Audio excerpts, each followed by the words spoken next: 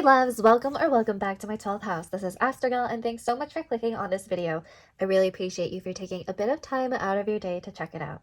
Now, this timeless pick a card topic will answer your concerns around what's blocking you in your love life and how to clear it. So please remember this is a general reading, and there will be many different scenarios channeled and addressed to each unique viewer. If the message does not resonate, you may pick another pile, or otherwise there may not be any messages for you at this time. I also wanted to mention that this may be a little bit more of a sensitive reading for many of you, as it highlights insecurities. It talks about, things that sometimes we just don't want to face. This reading is somewhat related to shadow work. So if there's something that you don't like hearing, feel free to, click off of the video if it's not really doing any good to your mental health or well-being. Okay, so that's just a disclaimer that I want to put out at the very beginning. Now, this topic is, it was one of the topics that was most voted for. It actually tied with your true strengths and hidden talents.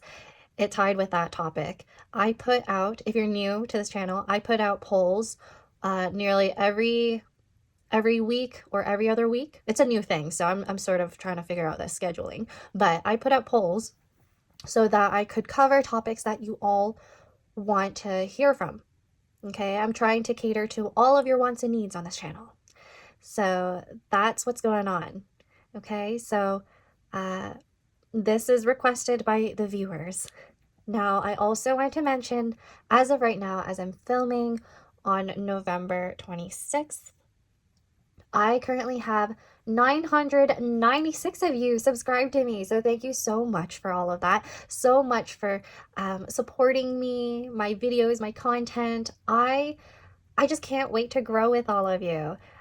Welcome new viewers, and thank you so much old viewers, because I'm excited, and I have a lot of content ideas that are, somewhat expanding from tarot and pick a card readings. So I hope all of you will be excited for that just as much as I am.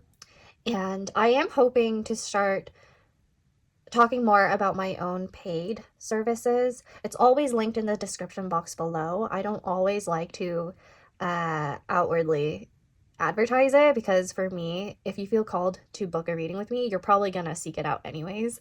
That's how I see it.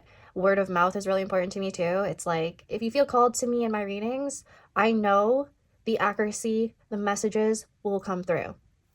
Now, with that being said, I do hope to open up membership readings in the future, membership subscriptions on this channel. So just letting you all know ahead of time, because I don't want to make anyone feel thrown off and being like, oh my gosh, she's like charging us for some of these readings now. It's just a way to connect with people more closely on here, and it's another way to test some of my ideas as well, And also, I do want to do more spicy readings, but I don't think advertisers would like that anyway, so it's also another way to do more of that, if you know what I mean. And another way for me to just like do more intimate type videos. So yeah, I think that's all I wanted to cover. And stay tuned, because I might have a giveaway for 1K subscribers once I reach it, So yeah. Let's move on to the piles now, because I'm sure you're like, okay, she's rambling. Some of you might have skipped by now, but the first pile is Elm, the second pile is Hornbeam, and the third pile is Gentian. Please take a deep breath, relax, close your eyes, do whatever it takes to intuitively choose the pile that is meant for you. And I hope I'll get to see you at your reading. I hope you aren't over it with my little intro there. It's longer than usual, but bye!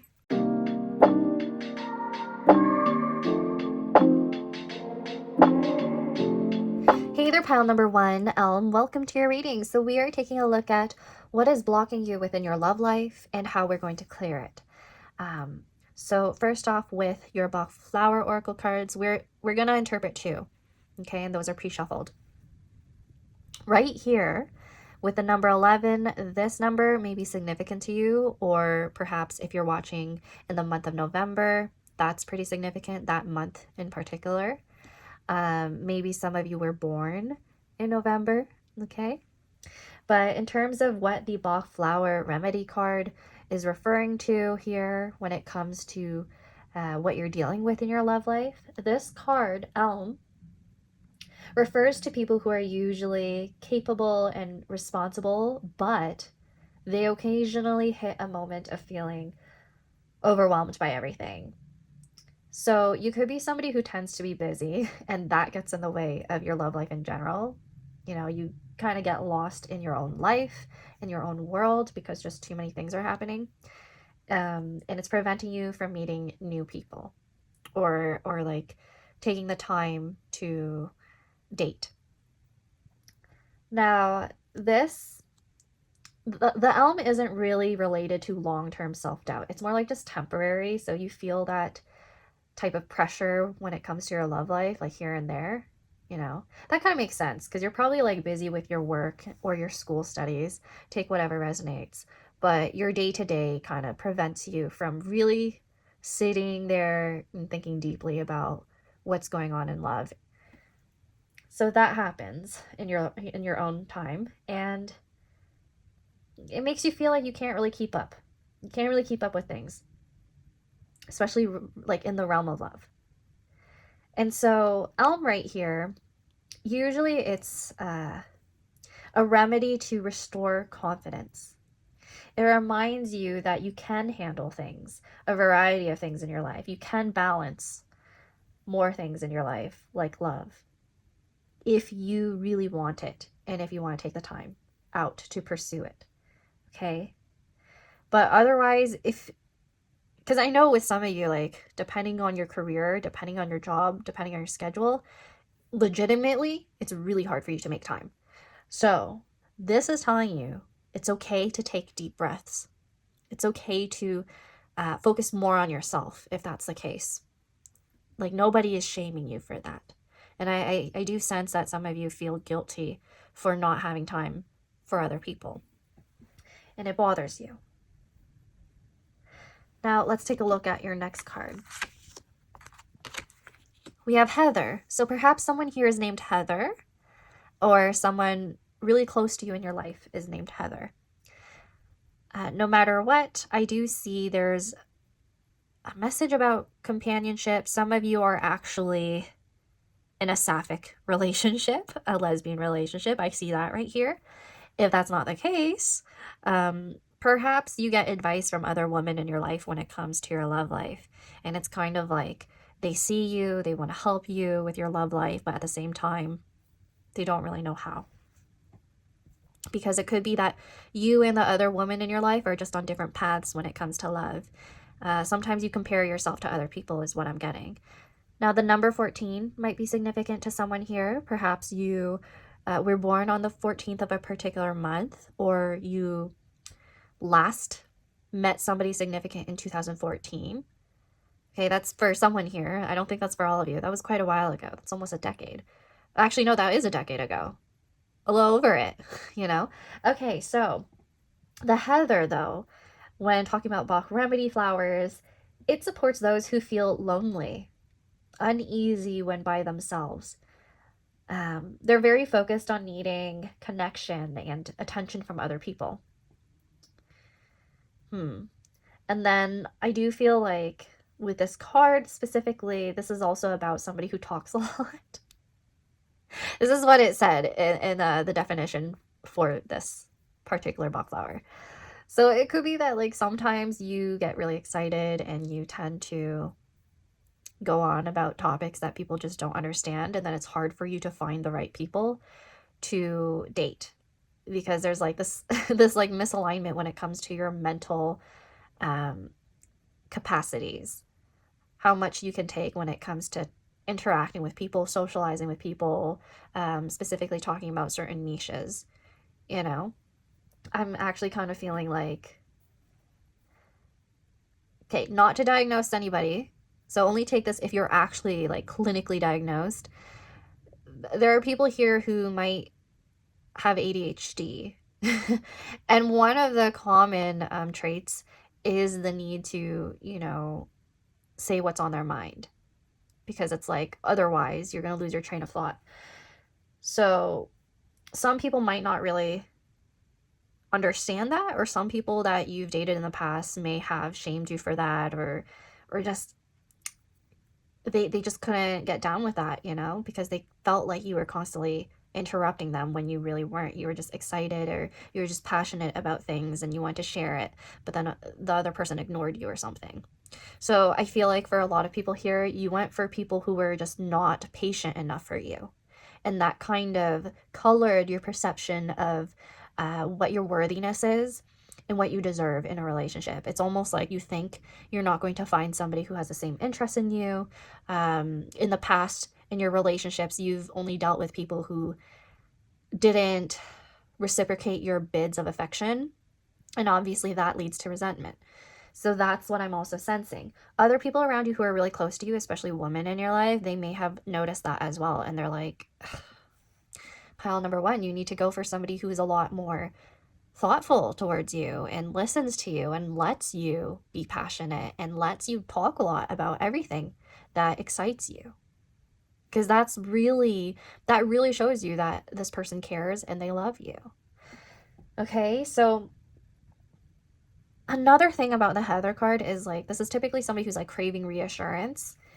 And to be honest, when you're craving reassurance, at times you are neglecting yourself because you're looking to other people for validation. You're looking for external validation. And this card is all about requiring people to listen to you. It's requiring you to be more self-contained and like confident within yourself. And it's requiring you to find more comfort in yourself as well. So these are the energies around what's blocking you in your love life so far from what I could see. Okay. Now, I also just got the message that I should take a look at the number 14 and combine it so that it's 5. The number 5, that's tied to May, so that might be a significant month for someone here.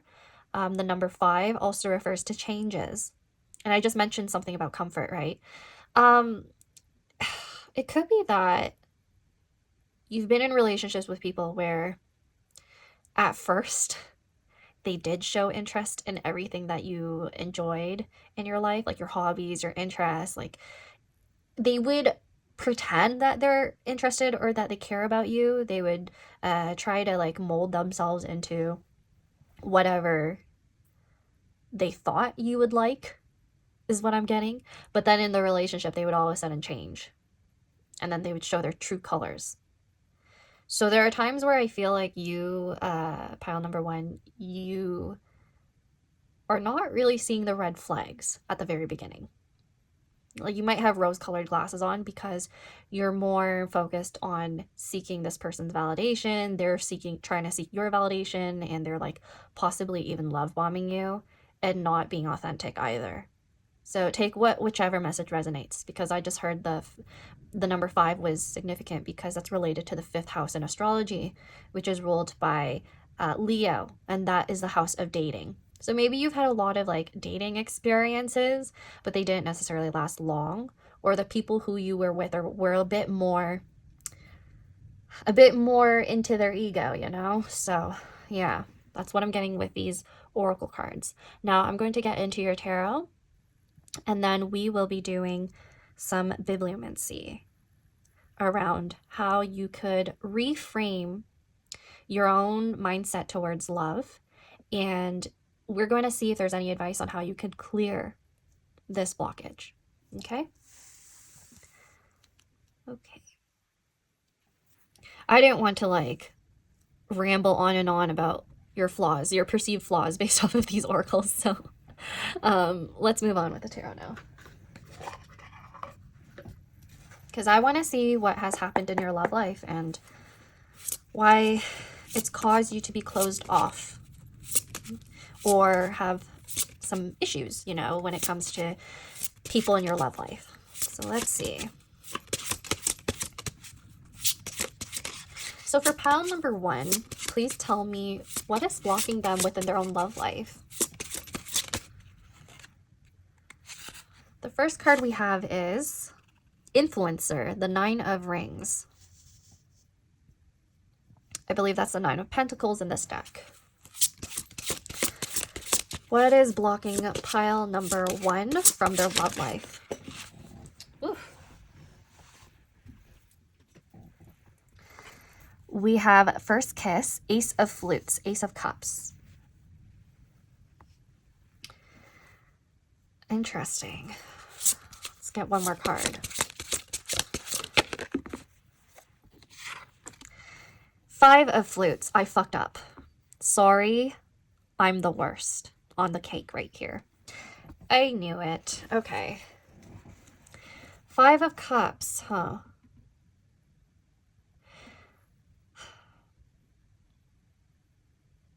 I sense that you've been very disappointed by relationships that either didn't last that long, like you were in limerence and all of a sudden the person that you were seeing, all of a sudden they pulled back from you, and you would end up getting stuck because you're fixated on trying to understand what you did wrong when it has nothing to do with you. Just based off of these 2 cards, it's like there's a possibility you're actually hung up on an ex, pile number 1. You might actually be hung up on an ex who provided you with a lot of firsts in your love life. They could have literally been your first kiss, could have literally been your first the first person that's ever made you feel loved, and you're worried that you're not going to find that ever again. So it's kind of preventing you from moving on. You're not seeing things clearly, I would say, because with the 5 of Cups in traditional tarot, it depicts somebody who's just staring at 2 cups that have fallen, and they're not acknowledging the 3 cups that still stand behind them. So I do think you can be a bit self-deprecating at times based off of this card right here with sorry, I'm the worst. I don't think it's your person who's saying this. I think it's you who is, baking this cake full of ideas that you're not truly the sweet person that you really are, and you're like on the surface showing that you're sorry and that you think you're the worst. That's not true. I think a part of you knows that's not true.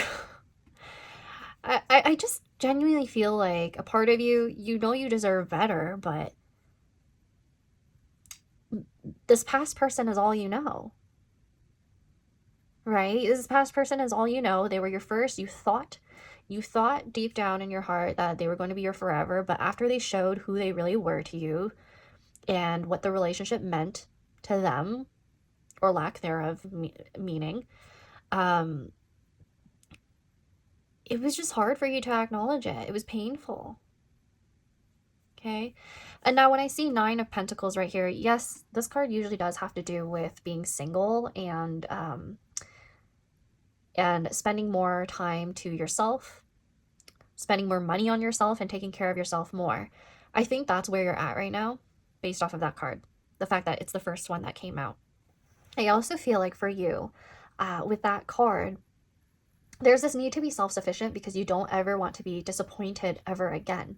And you kind of fear having these like fluttery moments of limerence. You fear having a crush on somebody with the Ace of Cups right there. You fear the moment you have emotions for someone because you're like, oh no, I'm going to lose myself and I'm going to end up being dependent on them. I'm going to let go of my independence, my self-identity.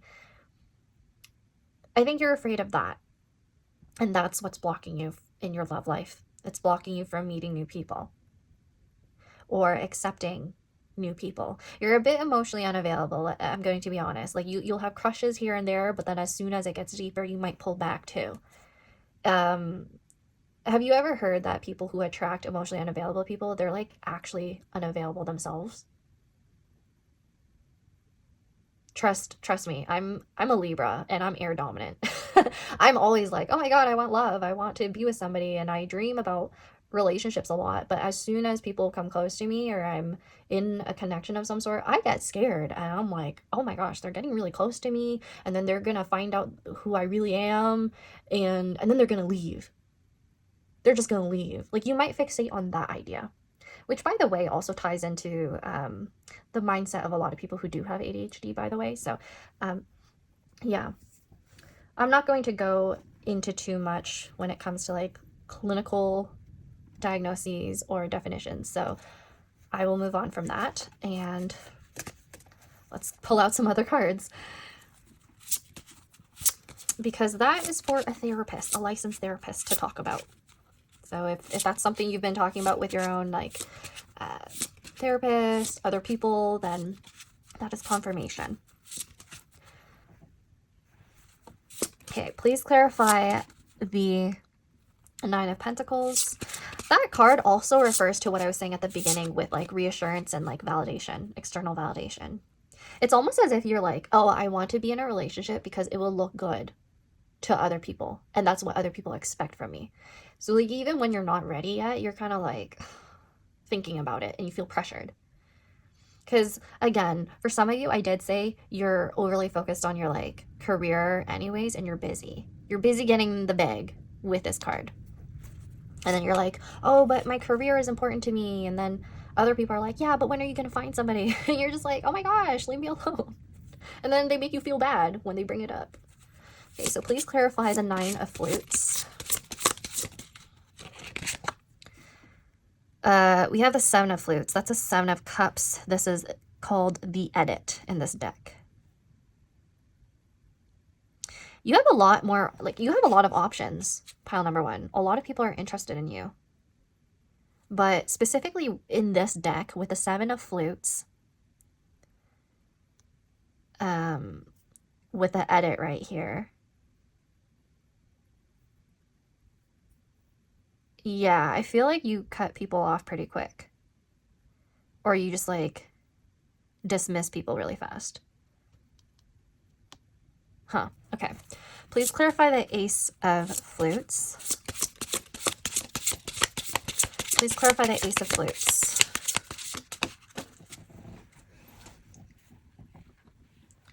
So we got the, what is this? Camera guy, the Eight of Rings. So Eight of Pentacles in reverse. Interesting. The camera and like the influencer stuff is huh. You edit your personality, I think. Or the people around you water themselves down, or like okay, this is varying for many of you. Some people might show you a different face. Some people might show you a different personality at the very beginning of the connection, just like I mentioned before with your oracle cards. Some people literally show you interest and they make you perceive them in a way where they know you would like them, that you would idealize them, that you would start to have like rose-colored glasses on because of them. There's like some filter over your eyes at the very beginning, and you're trying to start like over time. I think you've picked up on that. Some of you are in different phases of this, by the way. Some of you picked up on it a lot earlier, and then you learned how to like cut people off really fast. But you're kind of cynical, I would say. You're kind of cynical. Like, you don't really want to give people that many chances anymore.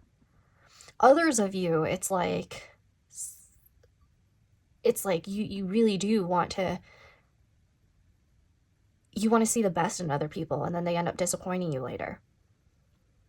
And only now, after a lot of disappointments, you're like, okay, this is a repeated issue. I need to acknowledge that this situation, this love bombing, is not it. So that's what I'm hearing for you. Please clarify the Five of Flutes. There's a lot of cups and pentacles for your pile. Whoa, I just need one card, please. Please clarify the Five of Flutes. I knew it. I knew it with the masks. Of course that came out. We have the Seven of Roses, which is drama. Seven of Roses is Seven of Wands, by the way.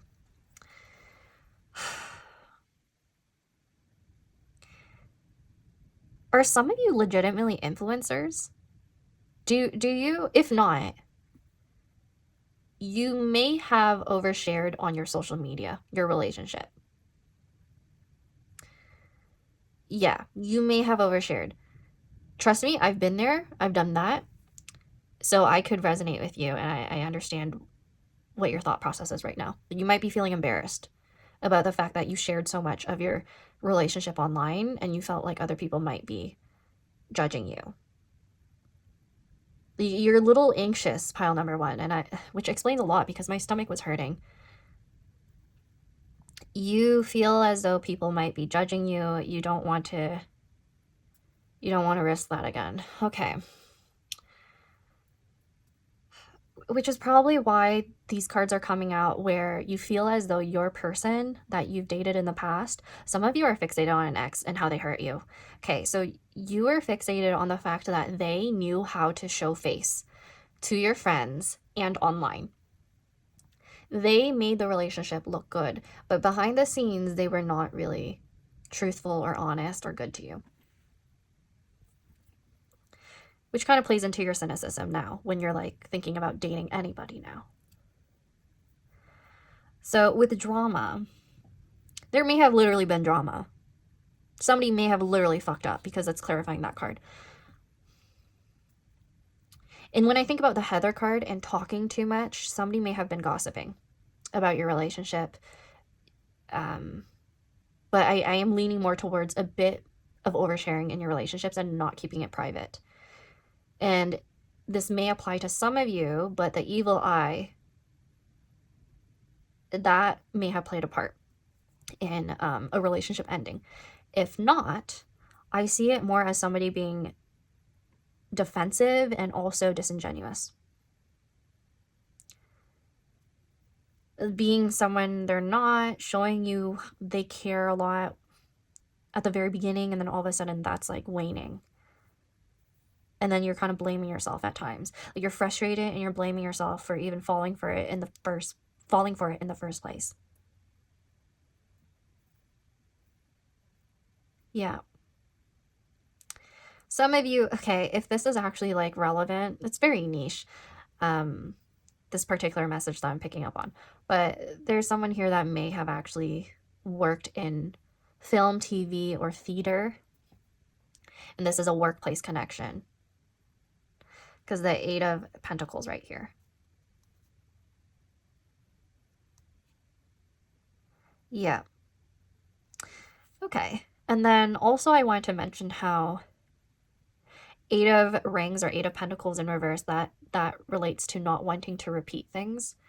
Because usually Eight of Pentacles, when I read it in the upright position, that's like something that requires a lot of work. Somebody here did not want to put in as much effort as the other person. Okay. So, I'm also getting something about dating apps, because usually when I read tarot in general and I see the Seven of Cups and the Eight of Pentacles together, I usually see that as somebody literally using dating apps to discern who they want to be with, who they're attracted to, things like that. That's one way to read those cards.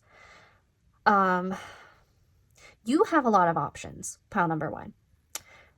Other people around you seem to know that, and then they try to snatch you up at the very beginning because they like how you make them look.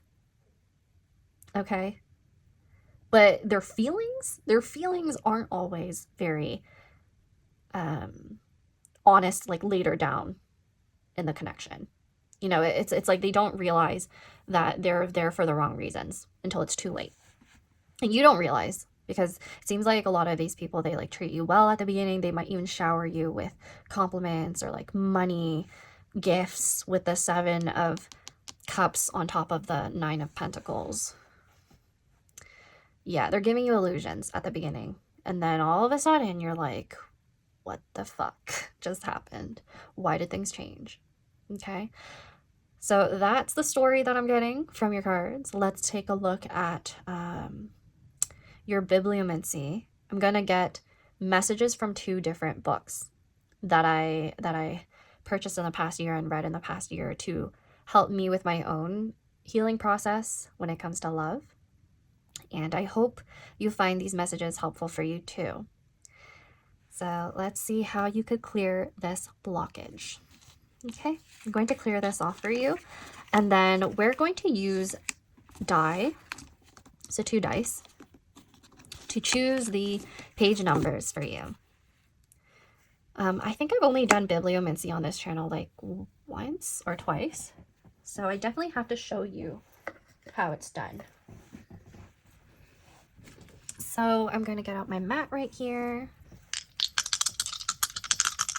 So for pile number 1, please give us some guidance, advice for clearing out any blockages in their love life. We have the number 2 and 6, but it came out as 62. I'm going to read the courage to be disliked. So let's see, 62.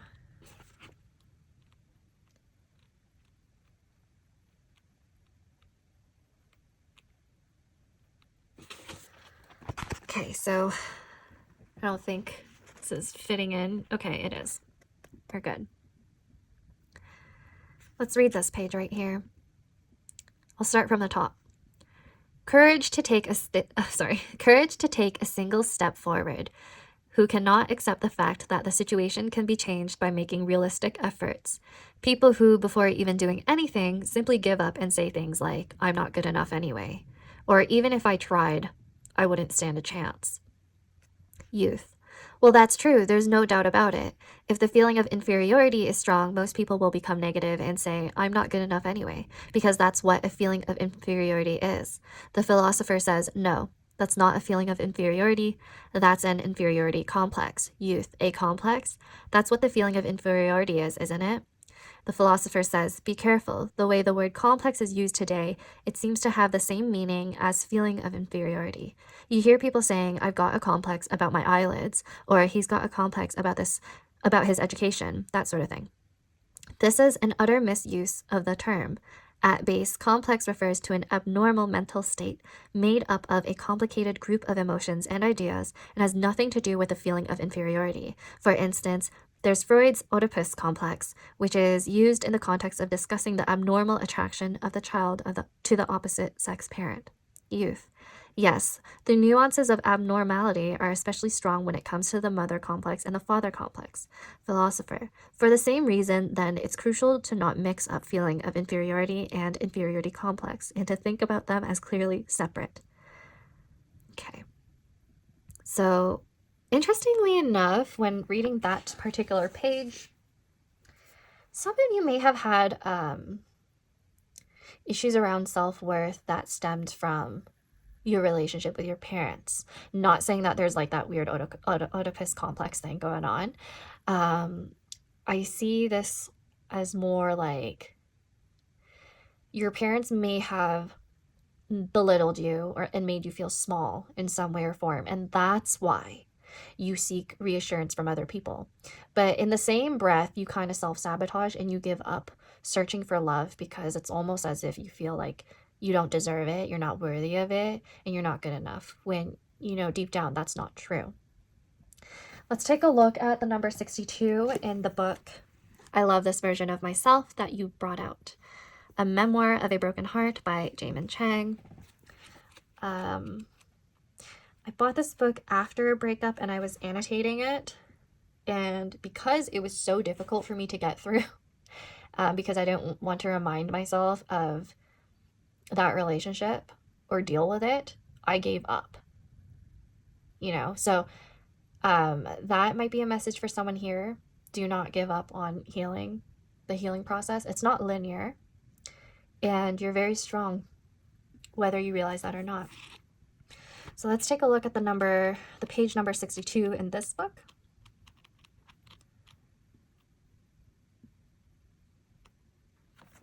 Okay.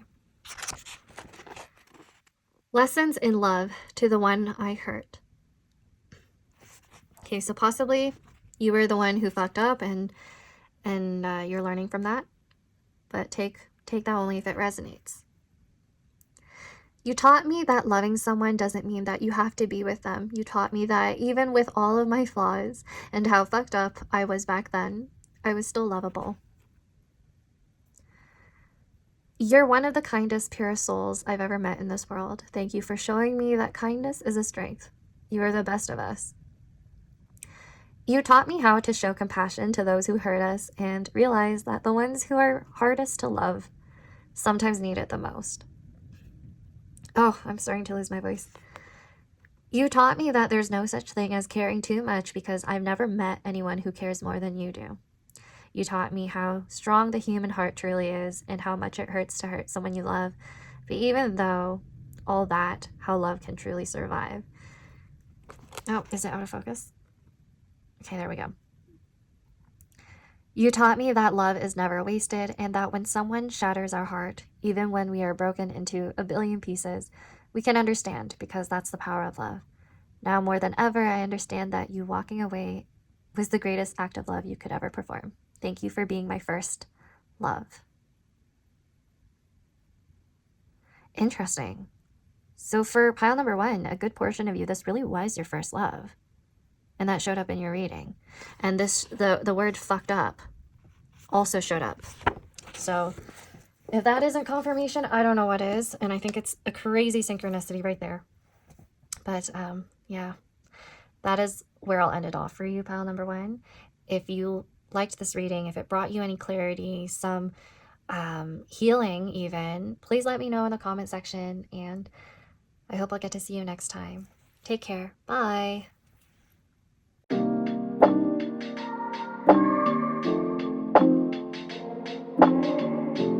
Hey there, pile number 2, Hornbeam. Welcome to your reading. So we are taking a look at what's blocking you in your love life and how we can clear that.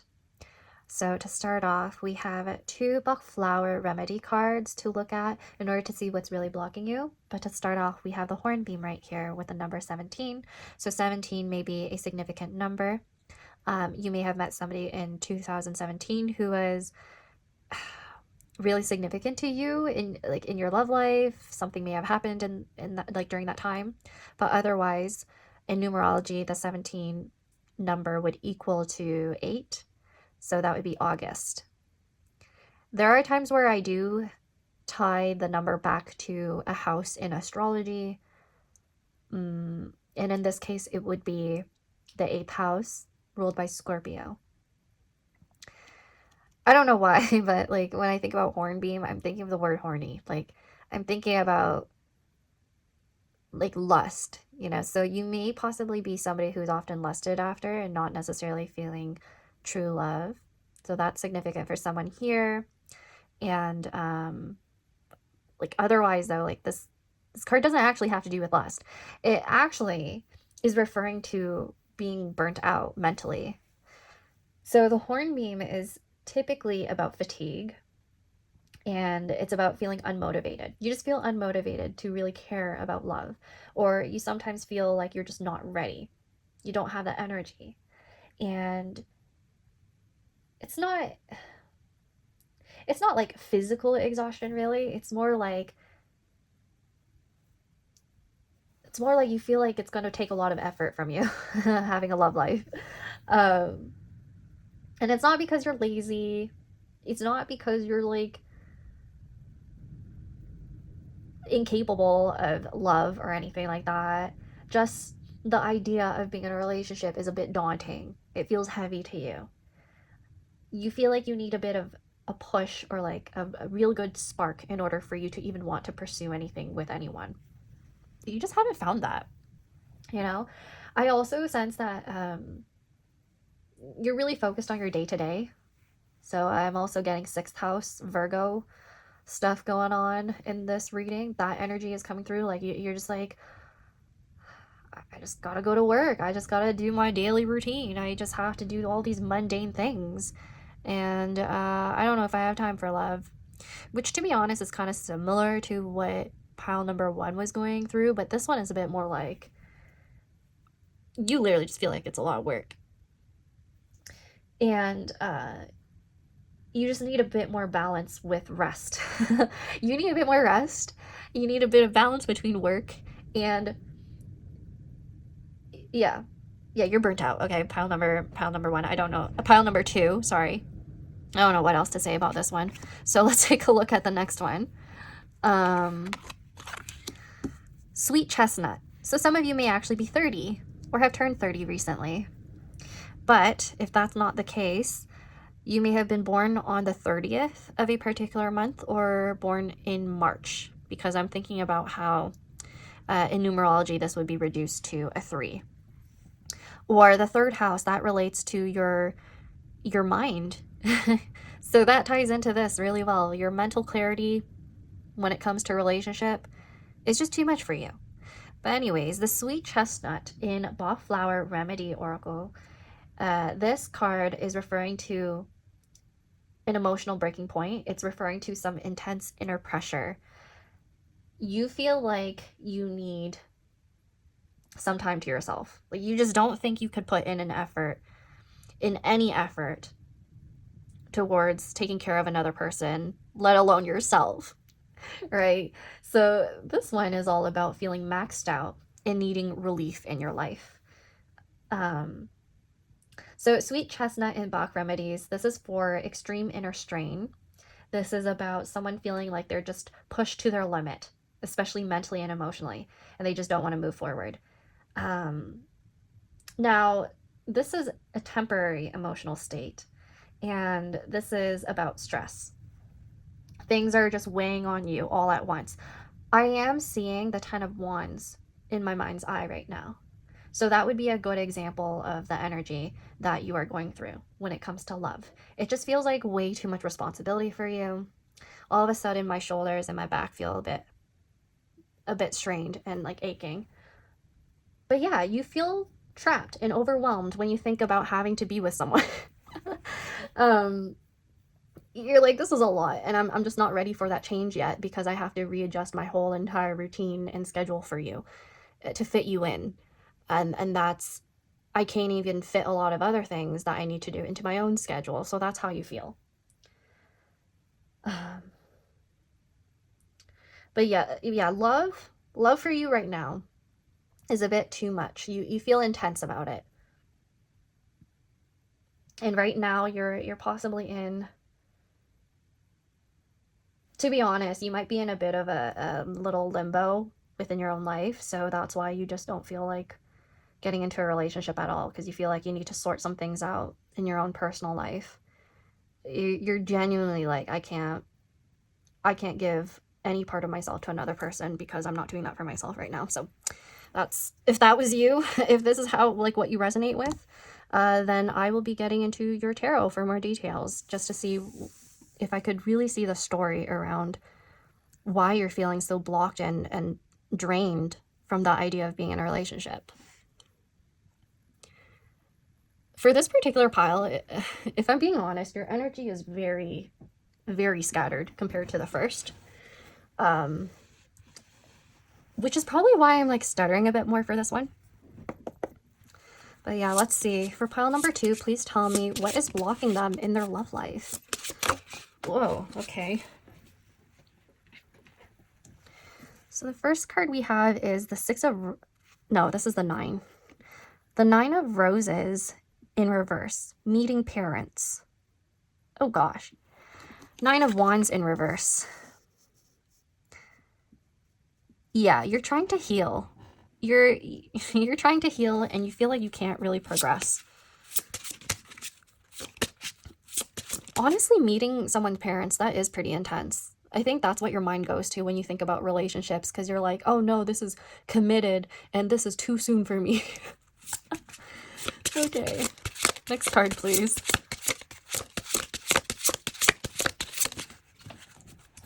I got 2, so let's see. Challenge winner, 6 of Roses, so 6 of Wands. Maybe that's why I accidentally said it before. It was just foresight on my part. And then we have the King of Flutes, so the King of Cups, the single dad. Oh, some of you may actually be a single father. If not,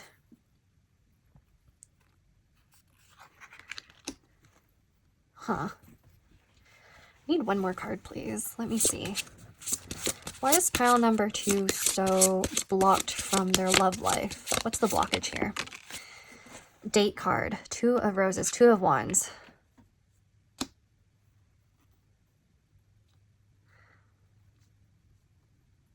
Well, for some of you, the person that you're interested in probably lives a bit far from you.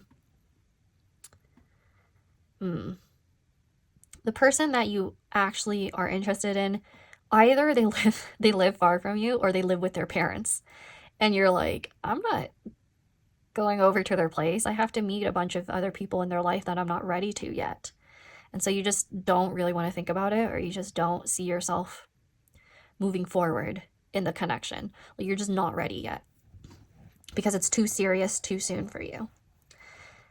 So 6 of Roses and then 2 of Roses. I do think you like getting attention from other people, especially with King of Flutes. Like, you know, you are charismatic, you know, you are really creative and attractive in that way. But at the same time, whenever people give you attention, it slightly makes you uncomfortable because you're like, oh gosh, now I actually have to do something about this connection. And that makes you pull back. But yeah, back to those who are like single parents, you just don't have time to date. You just don't have time to date because you need to put in more energy and effort into your own child. And for those of you who do not have a child, your child could literally be referring to something else that you're very emotionally invested in right now. So with the 6 of Roses being the card that... Sorry about that, pile number 2. I just got a notification that my storage was full. So then I had to delete a bunch of things. But I feel like that's relevant to what I was just about to say. Like, literally, pile number 2, your storage is full and you have no capacity to bring in any more responsibilities or people into your life. Because you're like, I don't have room for this. I don't have time. I don't want to think about it. I don't want to deal with it. And you're really burnt out. So what I was trying to say before your reading cut off was that your child could literally be an ambition of yours, a desire for recognition and a desire for accomplishment within your career because of the 6 of Wands that it came out with. Another thing is that you may not want to meet other people's family members, friends, people who are really close to them, like chosen family. You're not ready to meet other people's like partners and commit to that extent yet because you feel like you're not accomplished enough. You feel like you haven't explored your own life enough, your sense of self enough because of too many obligations, and you're also trying to survive. That's the energy I'm getting. Let's get 3 more cards to clarify. Please clarify the 9 of Roses in reverse for pile number 2 and why they're being blocked in their love life. We have we have the 9 of Mirrors, blindsided. So 9 of Swords. 9 of Swords, huh? There's a lot of anxiety. You're overthinking. Yeah. You're overthinking about the past when it came to you've possibly met somebody's parents already in the past and it was too soon and there were a lot of expectations put on you. A lot of expectations. If you were a single parent, again, tying back to that because it's coming through so strongly for someone here. If you're a single parent, you feel like other people are judging you or are putting a lot of pressure onto you. Like, they have expectations or something related to how you parent, how you manage your time and responsibilities, and it's too much. But the mirror does make me feel like other people project onto you a lot. That may have been a common theme in your own love life. And the lessons you were supposed to learn from that, by the way, pile number 2, was that you need to set better boundaries. A few of you may be in the phase right now where you already learned that and you're applying it now. Okay, so please clarify the 6 of Roses and the King of Flutes. Ooh, your cards are just flying everywhere. This is the 8 of Mirrors in reverse, in your head. Yeah, like I said, there's something going on with your mental capacity when it comes to love. Ooh, you overthink a lot, pile number 2. This is the anxiety pile. The good thing is, like, it's in reverse, so that means you're actually healing that part of yourself and you're trusting your intuition and your feelings a lot more. You're focused more on your own ego, if I'm being honest, based off of the middle cards, especially with 6 of Roses, referring to Leo energy. Yeah, you're trying to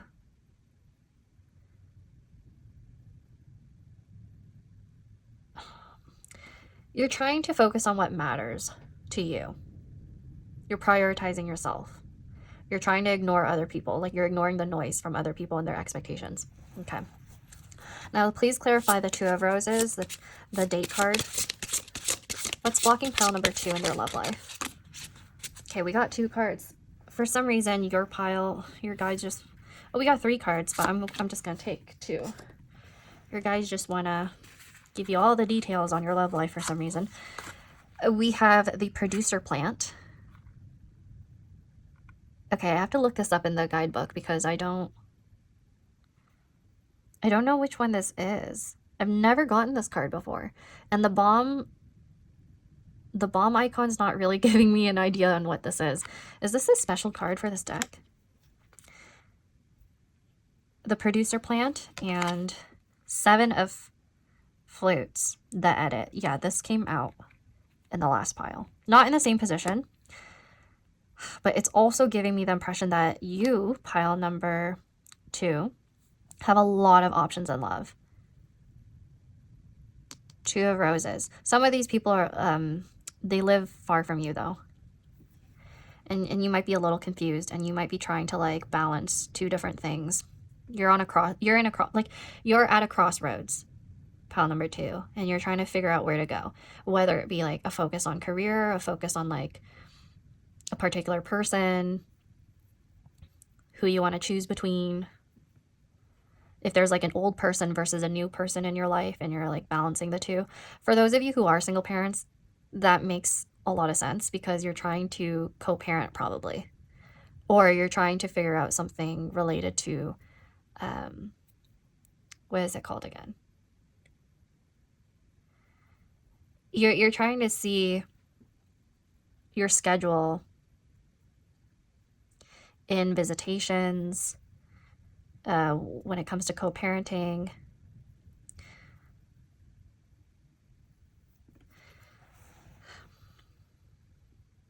I feel like you're also trying to navigate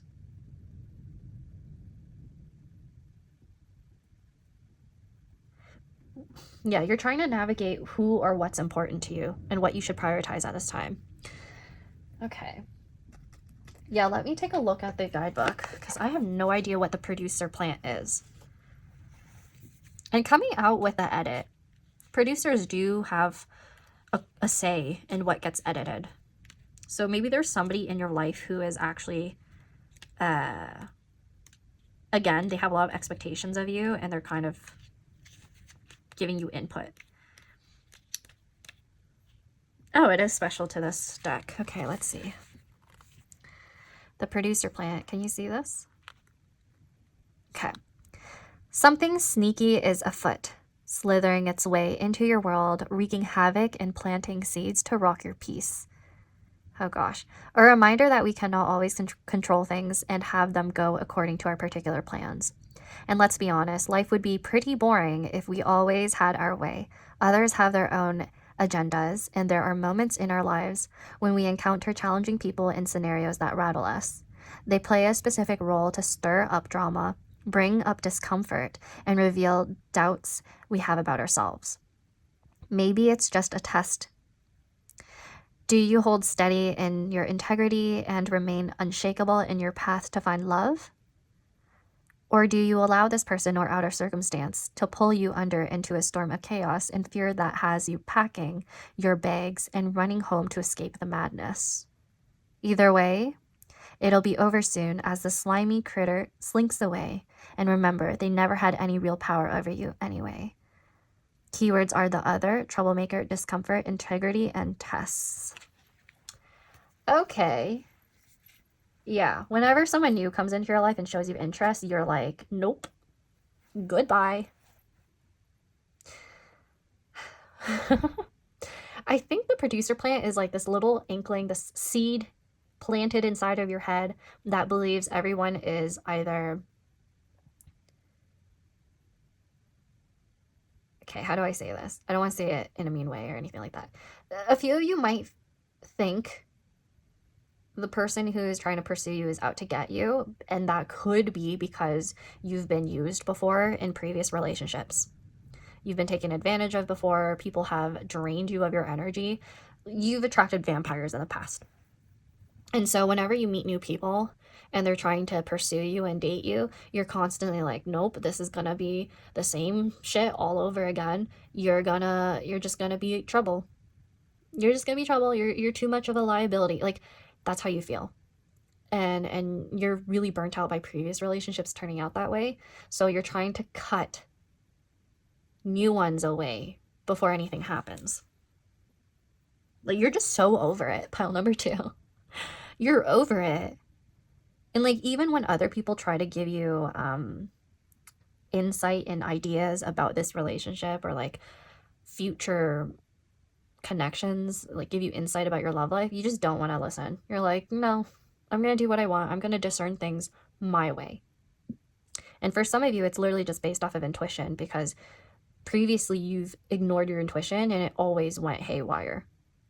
So you're gonna actually trust it this time. And every single time, it's led you to cut out people a lot faster and more often, because you just want to save your energy and time, which isn't a bad thing, honestly. It's a good thing for a lot of you. Like, you're trying to be wise and careful. However, like the guidebook said, there's a possibility that you're running away from things that are seemingly difficult. And it does prevent growth, pile number 2. Because you don't want to face either yourself or other people or new responsibilities, because you're aware that that's needed in long-term relationships and commitments.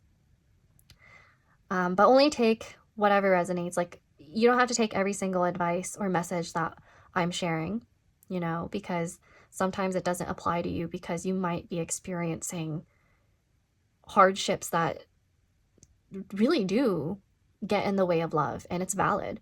Like, a lot of us go through socioeconomic issues, and undeniably you can't fix that or like ignore it. You know, it's not like something that happens overnight. You can't just be like, oh yeah, fuck my finances, let me get into a relationship where it could fuck me over even more. So I understand, pile number 2. I understand. But it's just something to consider. It's just something to think about, and try not to dismiss potential partners like too fast, just because there's like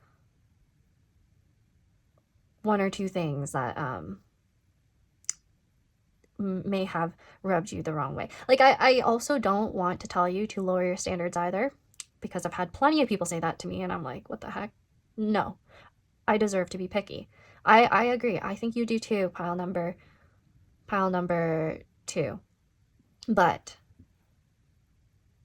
some people are definitely worth considering and listening to. That is all I have to say. Now let's get into your bibliomancy. So I will show you how that is done, because I'm pretty sure I've only done this type of divination once on my channel. There's a playlist for it, by the way. If you ever want to look into readings that have a particular type of divination method that you've never seen before, you could go on my playlist. Okay, let's see.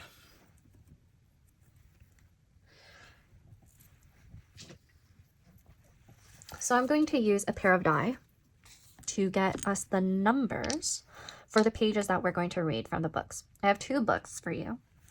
And these books were ones that I got in the past year after a really terrible breakup. It helped me heal a lot. It helped me realize a lot about myself, and I hope it will serve the same type of clarity it did for me, for you. So for pile number 2, how can they clear this block in love? I'm going to take a look at 31, page 31. So we have 3 and 1 right there. So the first card, not the card, oh my gosh, I'm used to saying that. So the first book we're going to take a look at is, I love this version of myself that you brought out, A Memoir of a Broken Heart by Jamin Chang. So let's take a look at page 31. Page 31 right here. You once said to me that heartbreak doesn't just happen all at once. An unsent journal entry. Okay. You once said to me that heartbreak doesn't just happen all at once, that it happens when you relive the memories, when someone mentions their name, when you get a faint smell that reminds you of them, or when you want to send them something that would make them laugh. That heartbreak is something you go through again and again until you can view and relive the memories as bittersweet rather than repress them. That it's never about forgetting them, but creating a life in their absence. It's about finding happiness again, even with the weight of what was lost. And it's about accepting that someone permanently shifted the course of your life and heart forever, but still choosing to continue. It's remembering what you were once a part of with fondness, but coming to the rational conclusion that you could never go back and that you wouldn't, even if you could. Because that's the thing about heartbreak, right? It's not that the loss is hurtful, but it's that each time we remember, we're given one final opportunity to love. To smile when you relive the memories, to exhale with peace at the mention of their name, or chuckle in surprise when a scent reminds you of them. To laugh at those things that you know they would enjoy, because that's what letting go is. It's your final opportunity to love. It's the final greatest act of love you could ever perform, and the last act of love you will ever do for them.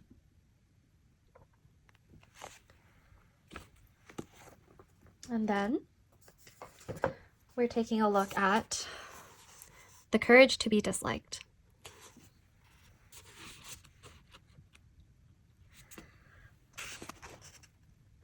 People always choose not to change. Philosopher, sit down. As things stand, it's only natural that our views clash. I will now give a simple explanation as to the manner in which humans are understood in Adlerian psychology. Youth. Okay, but please be brief. Philosopher, earlier you said that any person's disposition or personality cannot be changed. In Adlerian psychology, we describe personality and disposition with the word lifestyle. Lifestyle? Yes. Lifestyle is the tendencies of thought and action in life. Tendencies of thought and action? How one sees the world, and how one sees oneself. Think of lifestyle as a concept bringing together these ways of finding meaning. In a narrow sense, lifestyle could be defined as someone's personality. Taken more broadly, it is a word that encompasses the worldview of that person and his or her outlook on life. Okay, so based off of those right there, I do think your reading is emphasizing a lot around stubbornness, I believe. Stubbornness to act on a connection even when you feel like there's potential. There's also like stubbornness around acknowledging your feelings. Acknowledging whether or not a previous relationship hurt you. Because you may be the type of person that like remembers these painful moments, but you quickly just try to brush them off and it doesn't really help you heal. Okay, pile number 2. So the advice here is to really take that time and take that time to yourself, all that you need and want. But just know that that's not going to be forever for you.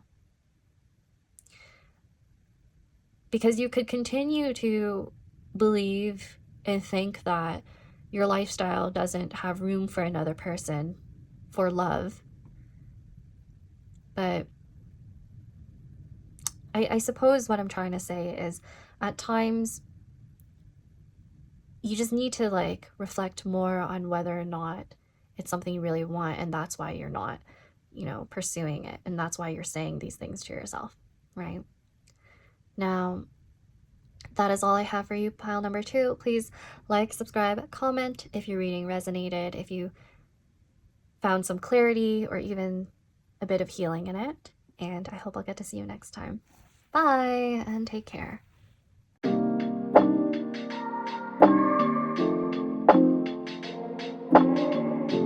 Hey there, pile number 3, Gentian. Welcome to your reading. So we are taking a look at what is blocking your love life and how we're going to clear it. So I have 2 pre-shuffled Bach Flower Remedy cards to really look into your blockages.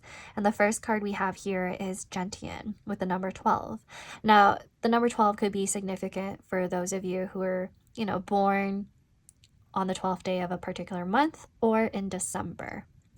Now, looking at numerology, this would be the number 3. So perhaps you were born on the 3rd of a particular month or in March as well. If it's not anything to do with your birthdays, this could refer to a date where something significant happened in your life regarding love. Like perhaps in 2012, you may have had a relationship that shifted your whole perspective on love. So let's take a look at the next card now, and then I'm going to get into the details of what each flower remedy means. So the second card you have is Walnut. Some of you may be 33 years of age or otherwise. I see the number 6 being really important to you. For some of you, you may have been born on the month of June. And again, the number 3 seems to pop out a lot for me, like 333. So you may have been seeing a lot of that. Okay, and some of you may actually really like walnuts, like eating them. So that's confirmation for someone. Now, Gentian, this Bach flower refers to someone who tends to feel discouraged whenever there's a setback in their life. So if you've had setbacks in your own love life, then it made you feel demotivated and like there's no point in trying in love anymore because it just won't work out. So that's been your perspective going into a lot of connections. So you are essentially coming off as emotionally unavailable in this reading. That's the energy. Now, Gentian also brings resilience, patience, and trust, and progress, even if things aren't perfect. So I do wonder if you kind of prevent yourself from pursuing connections because there may have been like something a little bit off about the person and you're immediately like, no, I'm done with this. But other than that, I feel like Gentian could even refer to you just feeling like just jaded. That's the word. You feel jaded about your love life. Like the options are pretty shit. That's you. That's what I'm hearing you say. And then with Walnut right here, this one is about transition. So moving, perhaps changing jobs and changing schools. So in this very moment when you're watching this reading, there's a possibility you're actually in a transitional phase in your life, which gets in the way of pursuing love. So you don't really have a clear, concrete idea of where you're going to end up. So you don't really want to have a commitment or relationship get in the way of that. You don't really want to be like, oh, I've always dreamed of moving abroad and like having some time to myself to grow a career there, but all of a sudden you get into a relationship and now you're like, okay, well, I have to stay here in the city to be with my partner because I can't do long distance. So now I'm stuck. So that's what I'm getting for this particular pile, where it's like you are trying to navigate your own transitions in your life and you're planning for that, where it's just at the back of your mind where you just really want to focus more on making your life better. And right now it just doesn't really involve another person, and you can't really imagine fitting somebody else in your life as you are trying to pursue your goals and ambitions and aspirations. You feel like you'd be very sensitive to outside influences, like it's just going to disturb your peace. And so to protect and create your sense of stability and confidence, you're trying to prevent yourself from experiencing new phases in love. Now, if that does not resonate with you, I actually feel like this might be the type of people that you end up going for. The type of people that are not ready to settle down because they're constantly looking for something better or something new. They're always trying to explore new things. They're always wanting to like travel or like finish their goals relating to career. They always wanted to go abroad, and that doesn't really include you in their plans. So you may have also been with people where it's like at the beginning, they gave you the impression that they're ready to settle and they're ready to support you and give you affection and the right type of love that you deserve. But then all of a sudden they're like, nope, I want change. I'm getting bored. Goodbye. I'm honestly getting Sagittarius energy from this. Sagittarius, Sun, Moon, or Rising. So maybe you have that in your 7th house. Maybe you are a Sagittarius, or your person is. People you've dated, you've had like a habit of dating 9th house placements. Something like that.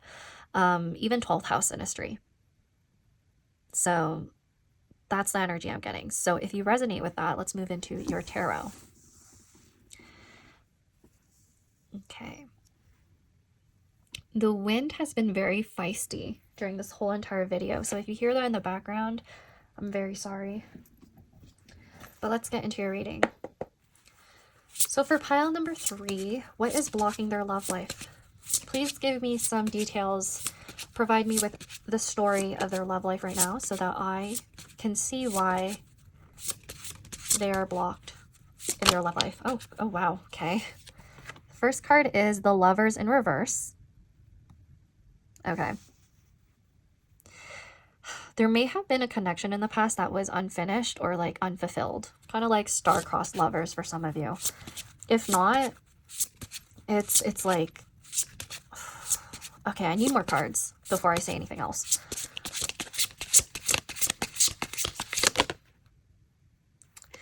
Queen of Flutes, the caregiver. So that's Queen of Cups. And then Destiny, which is the Wheel of Fortune. I just heard you saying, I'm just leaving it up to the universe to decide whether or not I deserve love, or if somebody's going to come into my life, or if I'm going to get married. You're at the stage where you really are jaded, and you're like, you know what? If I'm single for the rest of my life, so be it. I'm going to be single, and I'm just going to like live it up. I think there was like a lot of disappointment in the past because you gave your all. You put in so much love and energy into other people, and they did not reciprocate. Or they would like do it at the beginning, and then all of a sudden that would wane off. That would just shift, because the Wheel of Fortune, Destiny, sometimes that's relating to a sudden shift that is actually kind of, it just feels fated. It felt like inevitable. And I think in retrospect, when you look at your previous relationships, you're like, oh yeah, that was never going to last. I think there are times where you feel like meeting your significant other and getting married in this lifetime, some of you are saying, because I could hear it, in my mind, I hear some of you saying, some people are just luckier than others. And maybe I'm not that lucky when it comes to love. Maybe in this lifetime, I just don't have my person.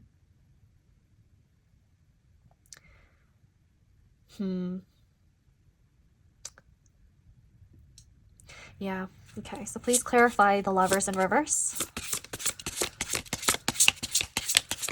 What is blocking them? And oh, maybe you were interested in pile number 2, because I think this card came out in the same position.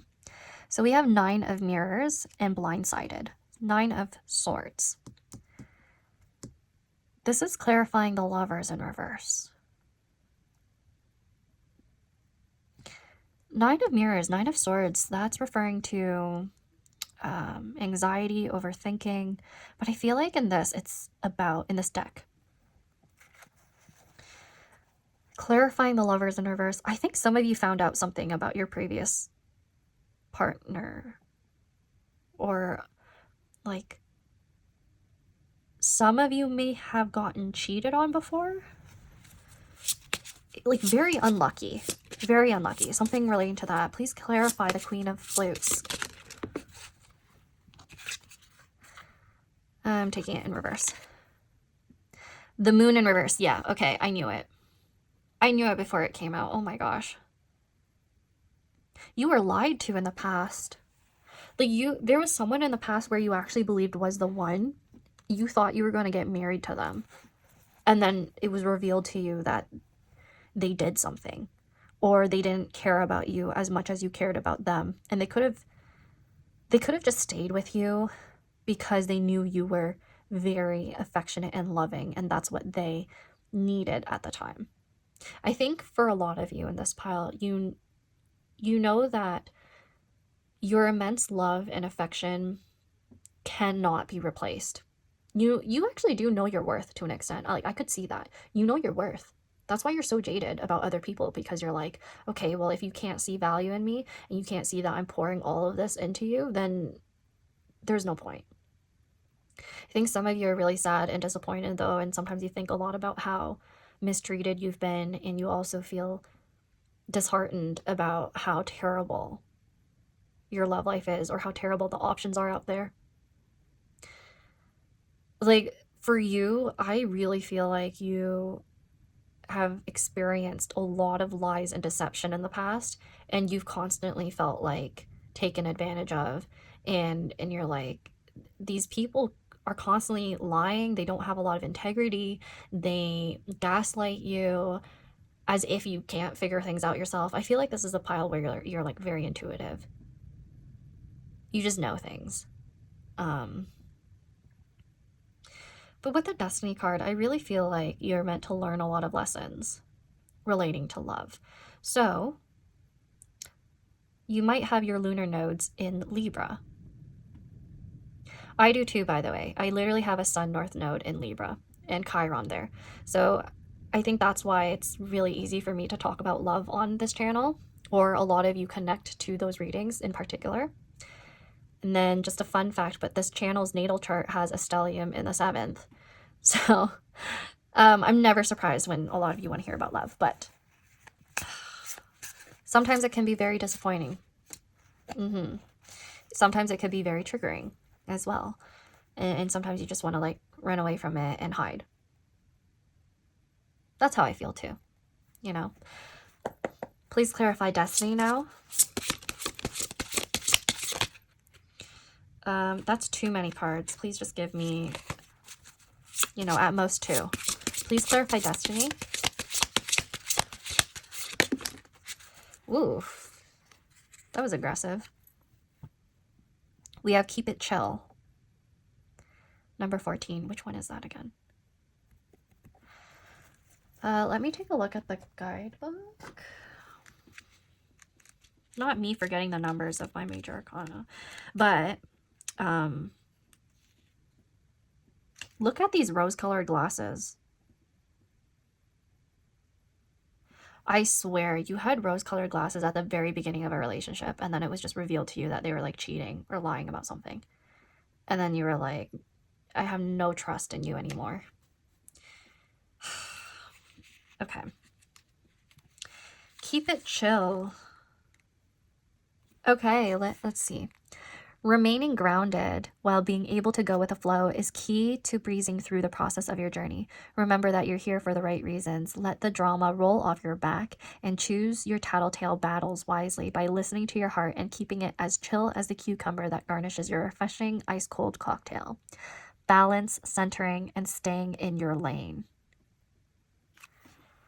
Okay. Interesting. So I was getting that energy that you were just trying to let go and not care about what happened in the past, and you're trying to move on. And I think a part of you is kind of like, well, even if my ex or previous partners were shitty towards me, they probably are not going to change, and they're probably going to end up terrorizing everyone else and then fuck up everything themselves in their own love lives. I think a part of you knows that whatever happened wasn't your it wasn't a you issue, it was a them issue. And the way you look at it is like, okay, well, I'm just going to focus on myself and take care of myself, but I'm not going to seek anyone out. You're just not having it, pile number 3. I just feel like you are not ready, and you don't want to get into a relationship anytime soon because you're still trying to heal from the last one. because it was bad. And I think intuitively you just know too. You're like, okay, I need to just like focus on myself and chill. Like that's just where my life is at right now, especially with that clarifying the destiny card. Okay. Now let's get into your bibliomancy. Let's take a look at some advice on clearing your blockages. Okay, so let's see how you could reframe your mindset if you need to when it comes to your love life. That's what I really want to see. Okay, so for those of you who are new, I know I've only done, or at least I think I've only done bibliomancy once on this channel, but I have a playlist of that divination method if you want to check it out. But yeah, I'm going to show you how it's done. So I get out a pair of die, and then whatever numbers come out, I'm reading those pages. And I have 2 books that I want to read to you. And those books I've gotten post-breakup of mine in the past year. And they've helped me a lot. So I'm trying to see if some of you would appreciate them too. So for pile number 3, how can they clear their love blockage? We have 36. We have 36. Okay. So the first book is going to be The Courage to be Disliked, which I think for your pile, compared to the others, I think you're more accepting of this. Your energy isn't as like, oh my gosh, why don't people love me? It's more like, okay, so what? I can love a lot, and whoever is a part of that and experiences that from me, they are lucky. I think that's your mindset. You know you are the prize. Okay, let's see, 36. Here. Your life is decided here and now. Youth. The courage to be happy, huh? Philosopher. Do you need further explanation? Youth. No, hold on. This is getting confusing. First, you tell me that the world is a simple place, that it seems complicated only because of me, and that my subjective view is making it that way.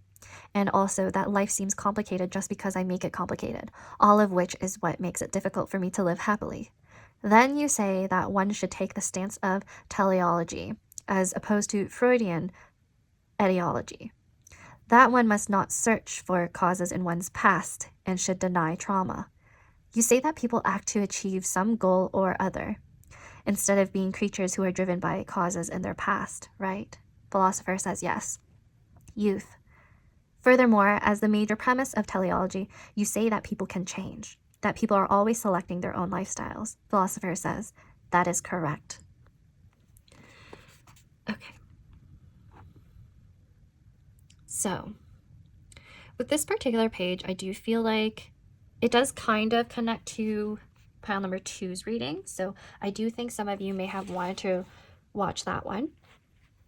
But I feel like,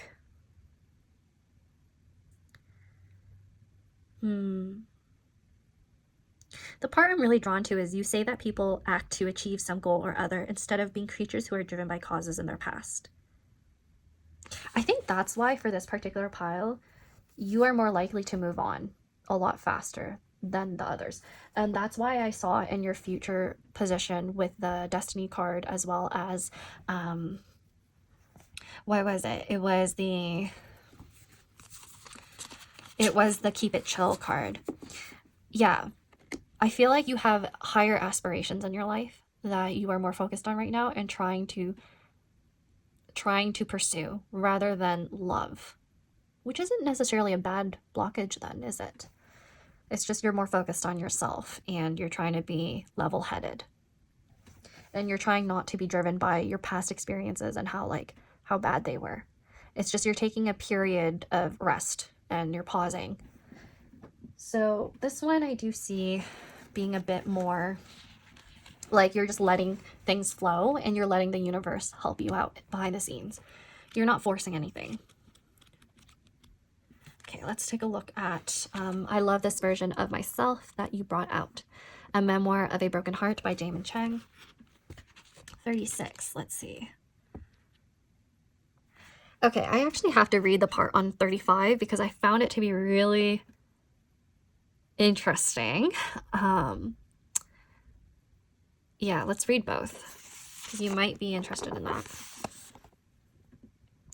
Your ex probably isn't as bad of a person as you think they are, and you aren't either. This is a blanket statement and may not apply to everyone. As a reader, please use your own discernment, nuance to decide whether this applies to you. Breakups tend to highlight the worst parts of people, and if you're honest with yourself, it brings out the worst in yourself as well. Yet we often judge people for this fraction of time. In psychology, the self-serving bias is when we attribute positive events and successes to our own character, but blame negative results on external factors unrelated to our character. This bias is flipped around when applying it to others. If someone acts crazy because of X reason, they are just crazy. If we act crazy because of X reason, it's because of X reason. This is a very simplified model, but the reason to point it out is that we only have our own perspective. We perceive all of our reality through our own very biased lens, and we can't really be sure that's all there is to the story. It's important to remind yourself of this fact because you don't actually know the full extent of your significant person's traumas. If they are acting out in a hurtful way, it's merely a reflection of the pain that they themselves experienced, not your value as a person. Another person's hurtful actions are a testament to the degree to which they have healed and less to do with you. Context breeds compassion. Remind yourself that they are probably only acting this way because of the way they have been hurt in the past. Most people only act the way they do in breakups because the relationship made them feel safe enough to be vulnerable in the first place. Maybe they aren't that bad of a person. This does not justify any hurtful or abusive actions, but just puts them into context. By putting their actions into context, it allows you to let it go more easily.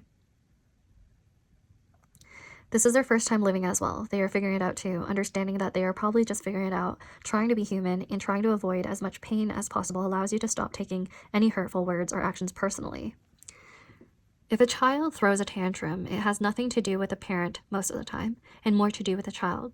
Take a child who tells their mom that they hate them for not buying them ice cream. The parent should be able to recognize that they are just hurt not getting ice cream and throwing a tantrum. When you realize this is almost all the pain in the world, you can recognize it's never personal and has more to do with the other person than it has to do with yourself. This is how you liberate yourself. Okay, pile number 3. So this actually reminded me of the Queen of Cups card, also labeled as the caregiver. I think your person or previous partners had mother wounds and they projected it onto you. And you felt responsibility over taking care of other people, fixing other people, but you're at the stage where you're kind of trying to let go of that and learn more about being on your own and not having to worry about other people and their past traumas and how they are acting it out onto you. So this actually reminds me of this one short animation clip that I saw in the past, and I'm probably going to end up linking it for your pile specifically because I feel like it's really relevant. But it reminded me that when you're in a relationship with another person, you're just learning how to parent each other, because sometimes we just revert back into our child self, our inner child, where we just want to be loved and we want to be taken care of and we want to be protected, and you find that in each other. I think you're aware of this, but a part of you is just feeling like, you just don't have the emotional capacity because you put out so much previously, and you need to recharge from that. And I also sense that for you, for a lot of you actually in this pile with the Queen of Cups, you have a lot of compassion and understanding towards your previous partners. And some of you may have even forgiven them for whatever happened. So I think for this pile, you're a little bit closer to like actually releasing your blockages than the others because of this mindset where you're like, okay, I'm going to let go and I'm just going to not take things too personally. Okay, so that is all I have for you, pile number 3. Please like, subscribe, comment if your reading resonated, if it brought you some clarity about your situation, and I hope I'll get to see you next time. Bye, and take care.